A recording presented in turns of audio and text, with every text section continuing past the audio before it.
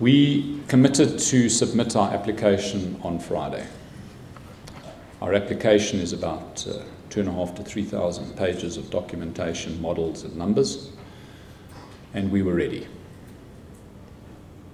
We were compliant, we were complete, and it was 100% in line with regulation.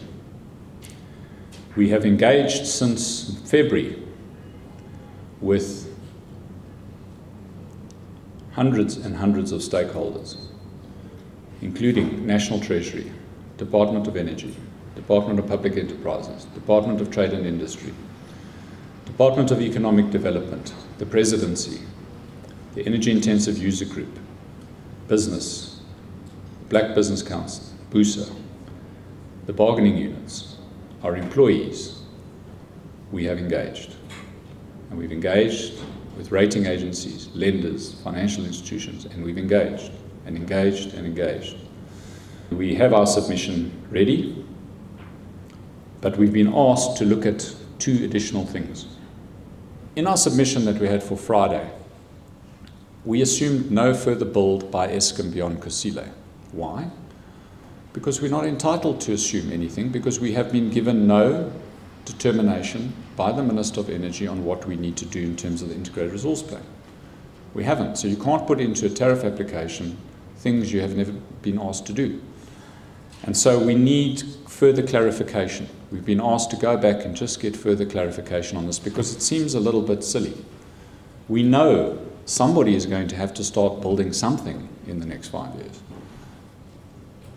So we need some direction.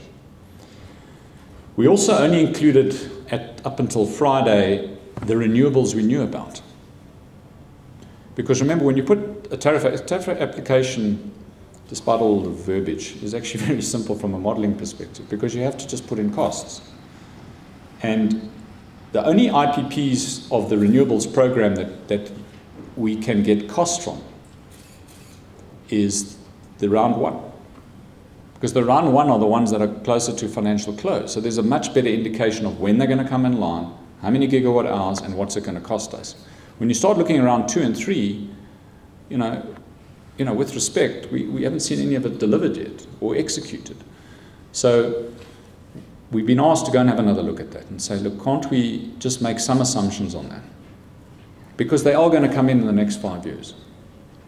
So we need to go and have a look at that. And once we establish and get firmness on all of these issues, we can then submit. Now, we have agreed with the regulator that we're not going to stop the final key date. The final key date is that we have to present our tariffs in Parliament on the 15th of March 2013. We're not changing that date. We have developed over the last 2 years a significant long-term modelling tool that runs hundreds of scenarios. So our submission was about, and what the regulator expects is, what are you asking for?